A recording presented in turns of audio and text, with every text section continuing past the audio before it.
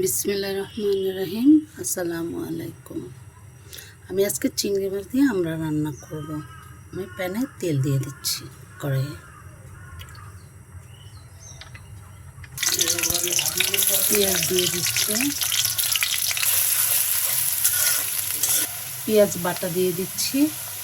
পেঁয়াজ বাটাটা দিলে ঝোলটা গাঢ় হবে। দিয়ে দিচ্ছি,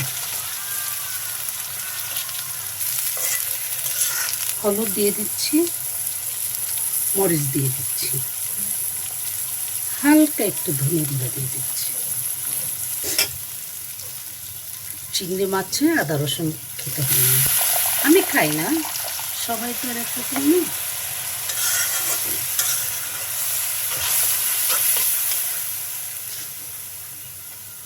যখন বড় চিংড়ি ভুনা করবে তখন হালকা হালকা একটু আদা রসুন এগুলা দিতে হয়, কিন্তু আমরা তরকারি চিংড়ি মাছ দিয়ে রান্না করলে এটা না দেওয়াটাই বেটার।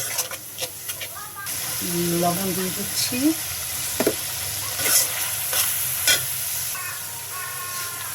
দিয়ে দিলাম।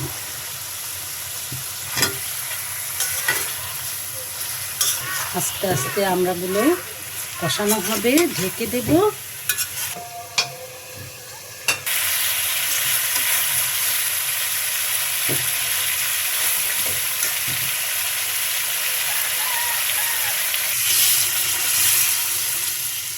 এখন আস্তে আস্তে করতে থাকবে, একটু সময় লাগবে, যেহেতু আস্ত আমরা তো একটু হতে একটু সময় দরকার।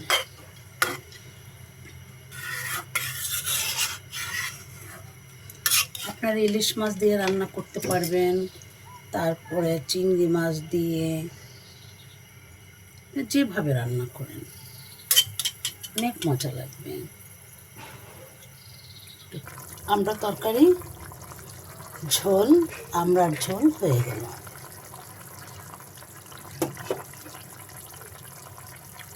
আপনারা ভালো লাগলে সাবস্ক্রাইব করবেন, কমেন্ট শেয়ার করবেন। আসসালামু আলাইকুম।